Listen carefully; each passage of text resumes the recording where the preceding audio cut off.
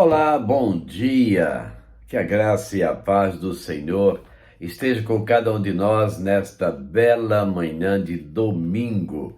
Domingo é dia do Senhor, dia de estarmos na casa do Senhor, de estudarmos a palavra através da escola bíblica dominical, de ouvirmos a palavra, a voz do Senhor através da mensagem da manhã e à noite também estarmos de volta para continuarmos cultuando ao Senhor no culto da noite, um culto de libertação, um culto de bênçãos profundas para a nossa vida. E nós estamos aqui para dizer para você que a nossa EBD com você. EBD com você. Nós estaremos estudando hoje a lição de número 3 da nossa revista Palavra e Vida. Aí junto de você, e apesar de aparentemente estarmos longe, nós estamos muito pertinhos, porque a palavra de Deus nos aproxima, ela nos une. Amém? Que bom, não é? Então vamos ver aqui a fé e as obras. O que são obras, né? Muita gente confunde essa palavra obras, sem saber o que é isso, mas a fé e as obras, ela é algo maravilhoso para nós e nos traz, assim, coisas boas e agradáveis quando nós fazemos algo de bom para o nosso irmão, para o nosso próximo. O texto é de Tiago, capítulo 2, dos versos 14 ao 26. Então vejamos lá. Hoje iremos refletir sobre algo que tem sido fonte de discussão acalorada entre diversos escritores e intérpretes bíblicos ao longo de décadas. Alguns até mesmo sugerindo equivocadamente que haja uma divergência entre o que o apóstolo Paulo sustenta em suas cartas e que o apóstolo Tiago sustenta nesta passagem. É importante deixar claro que Tiago não nega de forma alguma que a salvação vem pela fé, unicamente pela fé. No entanto, ele mostra o outro lado da moeda, criticando um cristianismo apenas de emoções, de sentimentalismo, ao invés de atitudes efetivas em favor do próximo. A fé salvífica é dinâmica, fruto da vivência na e da palavra. Assim, o tipo de fé que Tiago nos ensina é aquela que alguém definiu na seguinte forma: fé não é crer apesar das evidências, mas obedecer apesar das consequências. Vejamos então os ensinos desses versos a respeito da fé. Mas voltando um pouquinho nessa definição, fé não é crer apesar das evidências, mas obedecer apesar das circunstâncias. Se eu tenho fé, eu enfrento as consequências, eu me sujeito às consequências e faço a obra que o Senhor tem dado para cada um de nós. Primeiro, a fé morta. A fé morta seria um tipo de fé falsa e inútil. Analogamente, assim como produtos de grandes marcas sofrem com a falsificação do que produzem, mesmo que a falsificação seja a mais bem feita, ainda assim será algo falso. Do mesmo modo, aqueles que têm a fé morta falam muito e agem pouco. As pessoas com a fé morta colocam palavras no lugar de atos.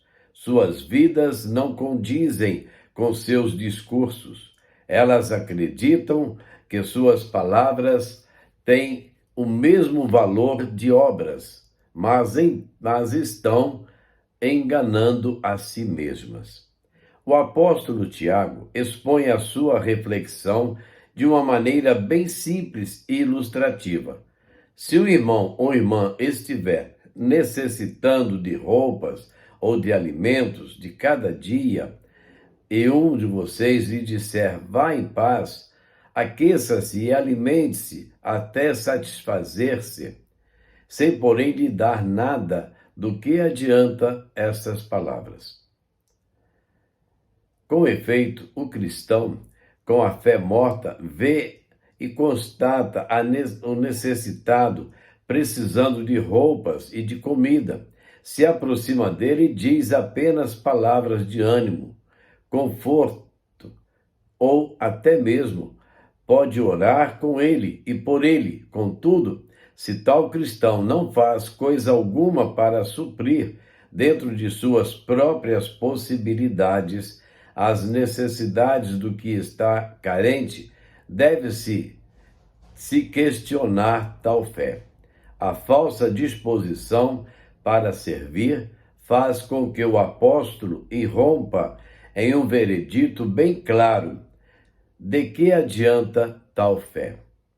De que vale uma fé em Deus que não observa os dois maiores mandamentos: amar a Deus sobre todas as coisas e ao próximo como a si mesmo? Ademais, como cristãos, temos a obrigação de ajudar a suprir as necessidades dos outros, sem fazer acepção de pessoas. Paulo diz que devemos fazer o bem a todos, principalmente àqueles que comungam da mesma fé que nós. Jesus também falou acerca da importância de atendermos àqueles que padecem de alguma carência, seja ela alimento, água, roupa ou uma visita para consolo ao que sofre. Mateus 25, 35 a 46. Todos estes gestos, segundo Jesus, estão sendo observados por ele, como uma obra feita como se fosse para ele próprio. O que vocês fizeram a alguns dos meus menores irmãos, a mim o fizeram. Mateus 25, 40. O apóstolo João destaca o imperativo das boas obras. Se alguém tiver recursos materiais e vendo seu irmão em necessidade, não se compadecer dele, como pode permanecer nele o amor de Deus? Filhinhos, não amemos de palavras nem de boca, mas em ação e em verdade. 1 João 3, 17 e 18. Portanto, a pergunta feita pelo apóstolo Tiago no verso 14 precisa ser bem entendida. Poderia, acaso, esse tipo de fé salvá-lo? Fica claro, então, que o apóstolo não está atrelando a salvação às obras, mas sim ao fato daquele que diz ter fé, mas ela nunca é vista na sua prática cotidiana. Assim, qualquer declaração de fé que não seja demonstrada em mudança de vida e em boas obras é uma fé falsa, morta e inútil. Ou poderíamos dizer, né? Não, meu amigo, eu sei que você está necessitado, mas eu tenho fé de que você vai conseguir alguma coisa para suprir as suas necessidades. Ou seja, você vai conseguir, mas e o que eu posso fazer? Não é mesmo? Segundo, a fé demonstrada pelas obras. Destarte, não são as obras que produzem a fé ou o favor de Deus. Não obstante, dos versos 18 até o verso 20, há uma declaração surpreendente. Até os demônios creem e tremem. O grego frisousin. Estremecer, ser atingido com extremo medo, estar horrorizado, eriçar. O uso desta ilustração é uma declaração surpreendente e chocante aos cristãos indecisos. Alguns ficam estarrecidos ao saber que os demônios têm fé. Como assim? Eles creem? Sim, Demônios acreditam veementemente na existência de Deus. Não são ateus nem agnósticos. Creem ainda na divindade de Cristo. O Novo Testamento testemunha que, ao se depararem com Cristo aqui na terra, deram testemunho de sua filiação. Marcos 3, 11 e 12. Também creem na existência de um lugar de castigo. Lucas 8, 31. E reconhecem Jesus Cristo como juiz. Marcos 5, de 1 a 13. Sujeitam-se ao poder de sua palavra. O Isber nos ensina a respeito deste particular, mas crer e tremer não são experiências que produzem salvação. Uma pessoa pode ser esclarecida em sua mente e até tocada em seu coração, e ainda assim perder-se para sempre. Temos visto tantas pessoas inteligentes e perdidas neste mundo, né? A verdadeira fé salvadora envolve algo mais, que pode ser visto e reconhecido, uma vida transformada. Mostra-me essa tua fé sem as obras, desafiou Tiago. E eu, com as obras, te mostrarei a minha fé. Tiago 2,18. Como é possível uma pessoa mostrar sua fé sem as obras? Se você tem fé, você sempre faz alguma coisa, porque a fé genuína te leva a fazer algo. É uma verdade. Olha só. É óbvio que uma pessoa morta não pode fazer qualquer coisa. O morto, fisicamente, é incapaz de se movimentar, de reclamar, falar. O morto espiritual não pode, da mesma forma, realizar qualquer obra de fé. A Bíblia Sagrada nos diz porque somos criação de Deus, realizada em Cristo Jesus, para fazermos boas obras, as quais Deus preparou de antemão para que nós as praticássemos. Efésios 2, 10. Então, fazer obra é dar esmola. É muito mais que isso. Muito mais que isso. Na expressão criação de Deus, a palavra para criação é poema, que significa trabalho feito, obra pronta, de onde vem a nossa palavra poema, o que mostra que Cristo completou sua obra em nós, para que sejamos plenos na realização de obras plenas de fé.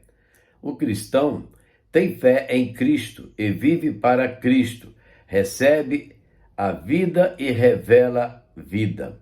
Sua fé não pode ser inoperante, verso 20, estéril ou inativa. Esta palavra inútil tem o sentido de ocioso, preguiçoso, irrefletido, inútil, prejudicial.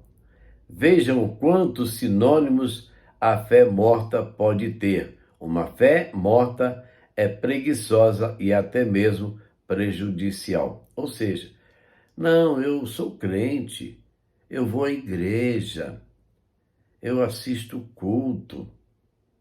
Mas o que é que você faz como crente? Você assiste ou participa do culto? Você vai à igreja como você vai a qualquer lugar, ou você vai à igreja para adorar a Deus? Olha as diferenças. Número 3, a fé eficaz. Por outro lado, o apóstolo Tiago nos lembra de dois personagens do Antigo Testamento para nos ensinar de que a fé produtiva é dinâmica, eficaz. Abraão e Raabe. Dois personagens distintos, mas que estão lado a lado. Em Hebreus 11, na lista conhecida como Galeria dos Heróis da Fé. A verdadeira fé salvadora conduz à ação. A fé eficaz não é uma contemplação intelectual, nem o estado de êxtase emocional. Não é uma ocorrência isolada, mas contínua, ao longo de toda a vida, bem como conduz às obras. Abraão era amigo de Deus, enquanto Raabe pertencia a um povo inimigo de Deus. O que tinha em comum? Os dois exercitavam a fé salvadora em Deus.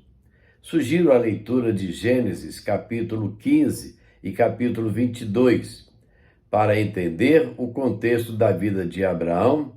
Desta forma, Gênesis se refere a ele, a este herói da fé. Abraão creu no Senhor, e isto lhe foi creditado como justiça. Gênesis 15, 6. O verbo creditar ou imputar é um termo de origem legal ou financeiro, que significa depositar na conta de alguém. Uma vez que Abraão era um homem pecador, estava em débito para com Deus. Ele estava falido. No entanto, creu em Deus, que colocou justiça em sua conta. Abraão não trabalhou por essa justiça. Ele a recebeu como dádiva de Deus. Foi declarado justo pela fé. Foi justificado pela fé. Eis o exemplo singular de um homem com uma fé eficaz, dinâmica, segundo a qual devemos atentar e buscar praticar. Raabe nem mesmo pertencia ao assim chamado povo de Deus. Ela possuía pouca informação sobre Deus ao seu alcance para chegar a uma conclusão de que precisava crer. Por isso, podemos dizer como sua fé foi verdadeiramente extraordinária. Exemplo de uma fé eficaz e operante. Sua história é registrada em Josué capítulo 2 e capítulo 6. Israel estava se preparando para conquistar a cidade de Jericó. O líder Josué enviou espias até a cidade para explorar o território. Os espias enviados encontraram Raabe, uma meretriz, que os protegeu e que declarou crer naquilo que Deus havia dito e naquilo que ele faria. Ao partir, os espias prometeram preservar Raabe e sua família quando a cidade fosse tomada, e cumpriram essa promessa. Mais tarde, seu descendente Boaz, que casado com Ruth gerou Obed, que foi o pai de Jessé, que gerou ao grande rei Davi. Portanto, aquela mulher faz parte da genealogia terrena de Jesus. Que maravilhosa graça, não é mesmo? Ela provou sua fé por meio de suas obras. Mas mais uma fé dinâmica e eficaz, que transforma a vida e se põe a trabalhar para Deus. Conclusão.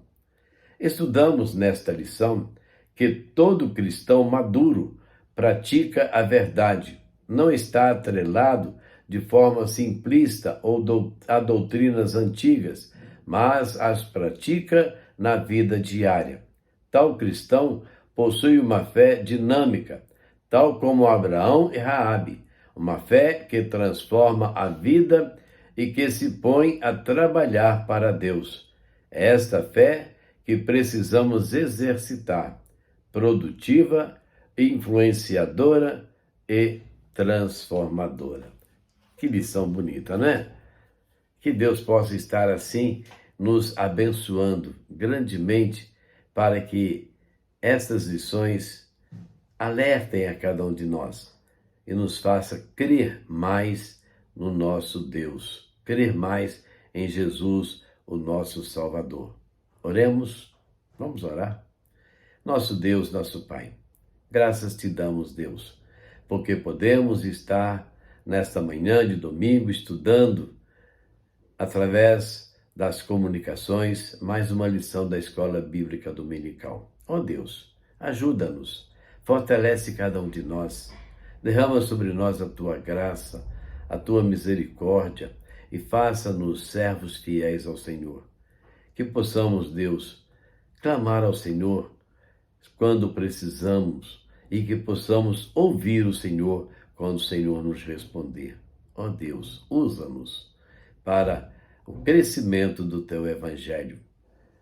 Usa-nos, ó Deus, na tua obra. Queremos, Deus, clamar ao Senhor por vidas que carecem do Senhor. Irmã Antônia, precisando da tua ajuda, meu Deus. A Bruninha Lidiaré, precisando da ajuda do Senhor no seu tratamento.